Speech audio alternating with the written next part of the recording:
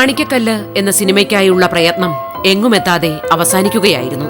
സംവിധായകനാകാനുള്ള ശ്രമത്തിനിടെ വർഷങ്ങൾ പലതും നഷ്ടപ്പെട്ടുപോയി. ഒന്നുമില്ലായ്മയുമായി ജീവിതം പ്രതിസന്ധികളിലൂടെ കടന്നുപോകുമ്പോഴാണ് പെരുന്തച്ഛൻ എന്ന സിനിമയുടെ പണിപ്പുരയിലേക്ക് അജയൻ കടക്കുന്നത്. ഇക്കുറി ഭാഗ്യം ഒപ്പം നിന്നു. സിനിമ യാഥാർത്ഥ്യമായി. ലക്ഷണമൊത്ത ചലച്ചിത്രവുമായി ഒരു സംവിധായകൻ പ്രേക്ഷകർക്ക് മുന്നിലേക്ക് ആഘോഷത്തോടെ തന്നെ കയറി വന്നു. അടിയം പിന്നെ വന്നോളാം. പ്രതിഷ്ഠ കഴിഞ്ഞ അമ്പലം ഒന്ന് കാണണം, ഒന്ന് നമസ്കരിക്കണം, വരാം. പ്രയാണത്തിൻ്റെ സ്ക്രിപ്റ്റിൻ്റെ വർക്കിനായിട്ട് വരുമ്പോഴാണ് ഞാൻ പത്മനാഭനെ മദ്രാസിൽ വെച്ച് കണ്ടത്. പെരുവഴി അമ്പലം ഷൂട്ടിംഗ് തുടങ്ങാനൊക്കെ അതിൻ്റെ ഡിസ്കഷൻസൊക്കെ ആയപ്പോഴത്തേക്ക് മദ്രാസിൽ ഭരതേട്ടൻ്റെ അഡ്രസ്സിൽ എന്നെ വിളിച്ചു. അന്ന് ഭരതേട്ടന് പടമില്ലായിരുന്നു ആ പീരീഡിൽ. അപ്പോൾ ഞാൻ ചെന്നു. ഞങ്ങൾ രണ്ടും കൂടെ മറ്റേ ബോട്ട് ക്ലബ്ബിൽ, ട്രിവാൻഡ്രം ബോട്ട് ക്ലബ്ബിലിരുന്ന് ആണ് ഈ പടത്തിൻ്റെ സ്ക്രിപ്റ്റ് എഴുതുന്നത്. അത് കഴിഞ്ഞ് പിന്നെ തകരയുടെ സ്ക്രിപ്റ്റിനും ഞാൻ കൂടെ ഉണ്ടായിരുന്നു. ഞാൻ അദ്ദേഹത്തിൻ്റെ വർക്ക് ചെയ്യാത്ത പടങ്ങൾക്ക് പോലും പുള്ളി എന്നെ വിളിക്കും. അജയനെ പോലെ ഇത്രമേൽ പ്രതീക്ഷ ഉണർത്തിയ സംവിധായകൻ മലയാളത്തിൽ അത്രയധികം ഉണ്ടായിട്ടില്ല. ആദ്യ ചിത്രത്തിന് ശേഷം നിരവധി അവസരങ്ങൾ ഒത്തുവന്നിട്ടും തന്റേതായി മറ്റൊരു സിനിമ പ്രേക്ഷകർക്ക് മുന്നിലെത്തിക്കാൻ ഇദ്ദേഹത്തിന് സാധിച്ചില്ല. മലയാളത്തിന് അഭിമാനിക്കാൻ വകയുള്ള കുറെ സിനിമകളെങ്കിലും ഇദ്ദേഹത്തിൽ നിന്ന് ഉണ്ടാകുമായിരുന്നു. പക്ഷേ പല ഘടകങ്ങളും അതിന് തടസ്സം നിൽക്കുകയായിരുന്നു. ഞാനും എൻ്റെ ഭാര്യയും തമ്മിലുള്ള വിവാഹം എനിക്ക് ഒരു 26 വയസ്സൊക്കെ ഉള്ളപ്പോഴായിരുന്നു. അപ്പോൾ ജീവിക്കാൻ വേറെ മാർഗമില്ല, വേറെ തൊഴിലില്ല. അങ്ങനെ വന്നു കഴിഞ്ഞപ്പോഴത്തേക്ക് പിന്നെ സ്ഥിരമായിട്ട് KSFDC ആയിട്ട് ബന്ധപ്പെട്ട് അന്ന് ന്യൂസ് ഉണ്ടായിരുന്നു, ന്യൂസ് കവറേജ് ഉണ്ടായിരുന്നു. ഈ ടെലിവിഷനൊന്നും ഇത്രയും ഡെവലപ്പ് ചെയ്യാത്ത ഒരു പീരീഡായിരുന്നു. അതിൽ നിന്നൊക്കെ കിട്ടുന്ന തുച്ഛമായ വരുമാനം ഒക്കെ കൊണ്ടാണ് ഞങ്ങൾ ആ പീരീഡിൽ ജീവിച്ചത്. ഓരോ ആവൃത്തി കാണുമ്പോഴും പ്രേക്ഷകർക്ക് ഇഷ്ടം കൂടിക്കൂടി വരുന്ന ചലച്ചിത്രമാണ് MT അജയൻ കൂട്ടുകെട്ടിൽ രൂപം കൊണ്ട പെരുന്തച്ഛൻ എന്ന ഈ സിനിമ. സിനിമാ ലോകം നിഷേധിച്ചിരുന്നില്ലെങ്കിൽ പെരുന്തച്ഛനെ പോലെയോ അതിനുമേലെ നിൽക്കുന്നതോ ആയ എത്രയോ സിനിമകൾ ഈ സംവിധായകന്റേതായി ഉണ്ടാകുമായിരുന്നു.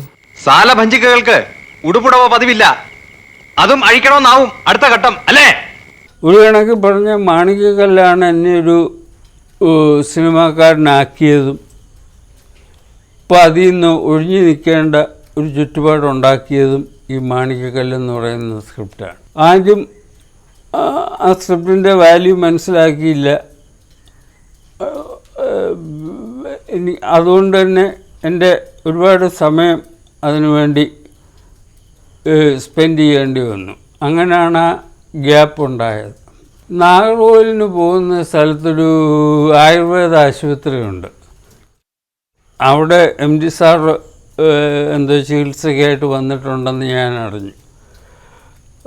അങ്ങനെ MT സാറിനെ കാണാൻ പോയി. ഞങ്ങൾ കുറേ നേരം സംസാരിച്ചിരുന്നപ്പോൾ ഞാൻ പറഞ്ഞു, ഇങ്ങനെ നമുക്ക് പെരുന്തച്ഛനൊന്ന് നോക്കിയാൽ എന്താ എന്ന് ചോദിച്ചു. അപ്പോൾ കുറച്ച് നേരം അദ്ദേഹം ആലോചിച്ചിരുന്നിട്ട് പറഞ്ഞു, ശരി നമുക്ക് നോക്കാം എന്ന് പറഞ്ഞു.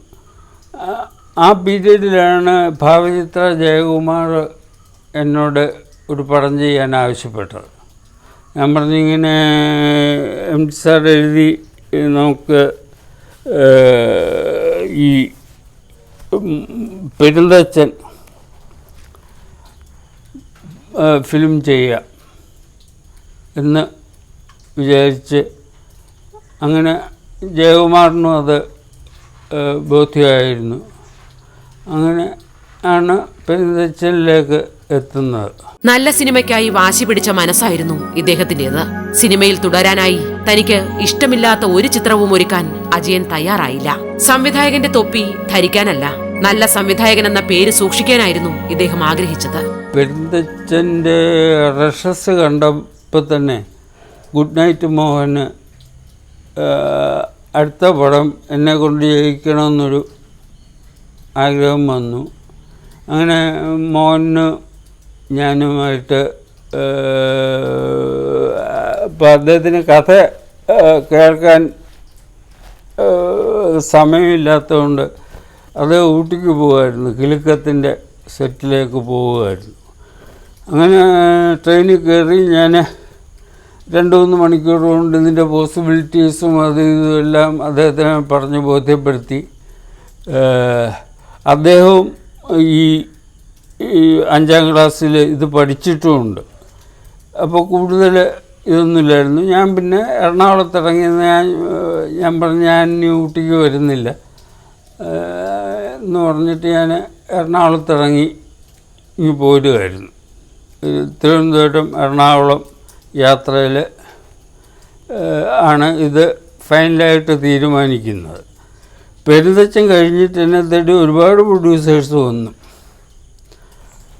പക്ഷേ ഈ മോഹൻ്റെ പ്രോജക്റ്റുമായിട്ട് ഞാൻ വാക്കാൽ ഒരു എസ് പറയുകയും ഇങ്ങനെ വന്ന പ്രൊഡ്യൂസേഴ്സിനോട് എനിക്ക് അത് എൻ്റെ ആ നിസ്സഹായ അവസ്ഥ, ഞാനിങ്ങനൊരു സ്ക്രിപ്റ്റ് ആണ് ആദ്യം എഴുതിച്ചത്, അതൊന്ന് ചെയ്താൽ കൊള്ളാമെന്ന് ആഗ്രഹമുണ്ട്, നമുക്ക് അത് കഴിഞ്ഞിട്ട് ആലോചിച്ചാൽ പോരായോ എന്ന് ചോദിച്ചപ്പോഴത്തേക്ക് അവരെല്ലാം അയാൾ വലിയ ബിഗ് ബഡ്ജറ്റ് പടങ്ങളൊക്കെ ചെയ്യത്തുള്ളൂ, അഹങ്കാരിയായ സംവിധായകനെന്നൊക്കെ പറഞ്ഞ് ആളുകൾ കളിയാക്കാനും മറ്റേ ഫിലിം മാഗസീനിലും ഇതിലുമൊക്കെ ഇങ്ങനെ വന്നുകൊണ്ടിരുന്നു.